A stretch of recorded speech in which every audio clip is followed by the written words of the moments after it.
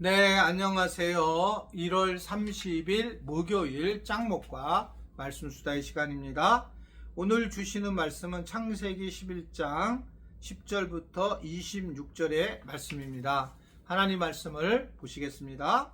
셈의 족보는 이러하니라. 셈은 100세 곧 홍수 2년에 아르박삿을 낳았고 아르박삿을 낳은 후에 500년을 지내며 자녀를 낳았으며 아르박삿은 35세에 셀라를 낳았고 셀라를 낳은 후에 403년을 지내며 자녀를 낳았으며 셀라는 30세에 에벨을 낳았고 에벨을 낳은 후에 403년을 지내며 자녀를 낳았으며 에벨은 34세에 벨렉을 낳았고 벨렉을 낳은 후에 430년을 지내며 자녀를 낳았으며 벨렉은 30세에 르우를 낳았고 르우를 낳은 후에 209년을 지내며 자녀를 낳았으며 르우는 32세에 스룩을 낳았고 스룩을 낳은 후에 207년을 지내며 자녀를 낳았으며 스룩은 30세에 나홀을 낳았고 나홀을 낳은 후에 200년을 지내며 자녀를 낳았으며 나홀은 29세에 데라를 낳았고 데라를 낳은 후에 119년을 지내며 자녀를 낳았으며 데라는 70세에 아브람과 나홀과 하란을 낳았더라. 예, 명절 계속 진행되고 있는데 어디에 계시나요? 네. 멀리 시골에 계신 분들이나 또 가까운 데 계신 분들 행복하게 잘 지내고 또 주일에 뵐 수 있었으면 좋겠습니다. 오늘 주시는 말씀을 보면 이 바벨탑 사건 이후에 셈의 족보에 대한 이야기가 또 나오고 있습니다. 하나님이 다 흩으셨다는 거예요. 11장의 부분에 보게 되면 앞부분을 보면 그리고 이제 서로 간에 소통이 되지 못하게 했다. 그래서 셈과 함과 야벳은 이제 언어가 서로 달라지는 그런 상황이 되었을 가능성이 상당히 높습니다. 그런데 그 뒤에 셈의 족보가 형성이 되면서 결국은 이 아담의 계보로 이 셈 셋까지 셋으로부터 노아까지 이르는 상황에 대한 이 족보의 이야기들이 쭉 나오고 있습니다.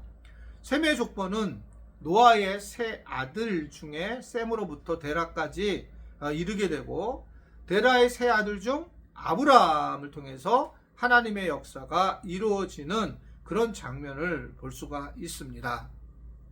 그 이야기들이 쭉 이제 오늘 말씀에 낳고 이렇게 나오는 겁니다. 우리가 하나님이 이 바벨탑이라고 하는 엄청난 일을 통해서 사실은 큰 고난의 역사를 허락했습니다. 그럼에도 불구하고 하나님은 또다시 크신 은혜를 이끄는 사실을 볼 수가 있어요. 그러니까 우리가 아무리 큰 고난을 하나님께서 허락하셨더라도 하나님은 또 다른 방식으로 은혜를 주신다라고 하는 것을 생각을 해보게 됩니다. 여러분, 고난을 당하면 우리는 왜 은혜를 받았다라고 얘기를 할까요? 사실은 고난을 당하면 새로운 눈이 생기고 새로운 세계가 보이는 겁니다.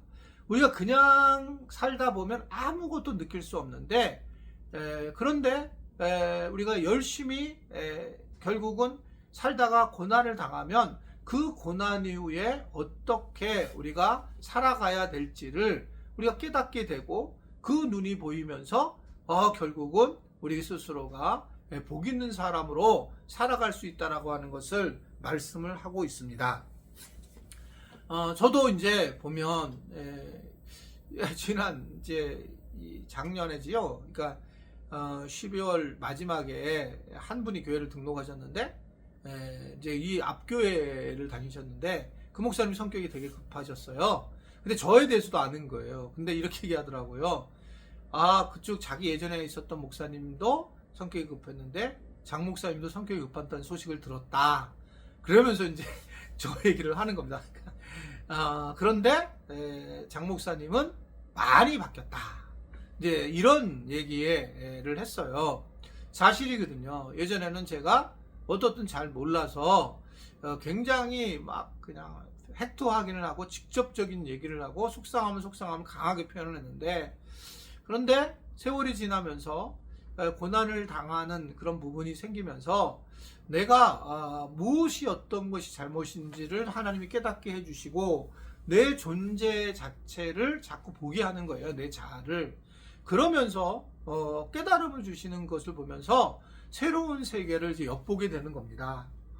현재 특별히 제가 우리 부목사님들 관계 속에서 느끼는 부분은 부목회자들을 내가 정말 잘해줘야 되는 거고, 그리고 또 그분들과 함께 인격적 관계를 맺어야 되는구나, 이런 이제 생각을 하게 된 겁니다. 근데 예전에는 제가 그런 걸 못했어요.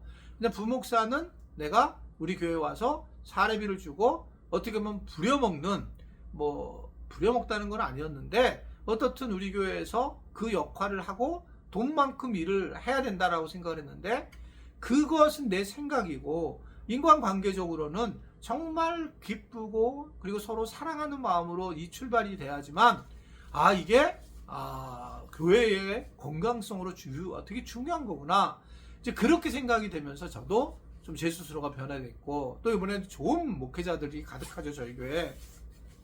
그런 것들이 나를 자꾸 보게 하는 그런 계기가 되었던 것 같습니다. 어떻든 간에 이제 이 셈에 대해서 하나님은 또 어떻게 얘기를 하냐면 누가 죽었다라는 표현을 하지 않고 나았다라고 하는 것을 표현을 하고 있는 거죠. 그러니까 하나님은 이 셈의 족속을 통해서 생명을 낳았다, 이렇게 얘기를 하고, 결국 하나님의 역사가 경건하는 자를 통해서 계속 이어지고 확장되어지는 은혜를 누린다라는 걸 얘기하고 있습니다. 이번에 다음 세대 자녀들이 교회를 안 다니는 자녀들에게 좀 잘 이야기를 했고, 또 그들의 마음을 풀어줘서 신앙생활을 하는데 안내를 꼭 해줬을 때에 무엇을 낳는 거라는 거죠. 우리의 자녀들을 실질로 영적으로 낳는 것이 참 중요하다.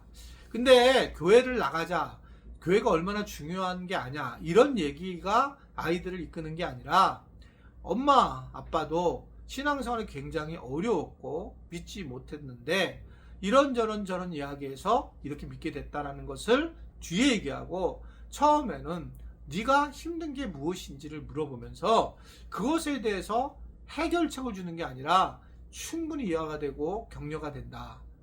이해가 된다, 너 말이. 너 굉장히 힘들었겠구나.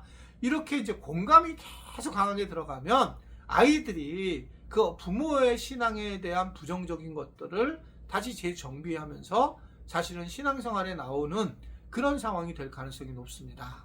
아무쪼록 이번 명절 기간 동안에 자녀들을 위해서 기도하고 이런 복을 누릴 수 있으면 좋겠어요. 셈의 자손들처럼 생명을 낳는 그런 은혜들이 곳곳에 있기를 주님의 이름으로 부탁을 드립니다. 기도하겠습니다. 하나님, 이번 명절 기간 동안 우리 안 믿는 자녀들이 다시 교회당으로 나올 수 있는 은혜를 베풀어 주시기를 원합니다. 부모들이 오히려 이해해주고 안아주면서 마음의 아픈 엉어리를 풀게 하시고, 교회를 억지로 나왔던 것들을 다시 자기 스스로 결단해서 나오는 계기를 주님 허락하여 주옵소서. 그렇게 하실 주님을 기대하며 또 하나님을 의지하며 예수님의 이름으로 기도드리옵나이다. 아멘.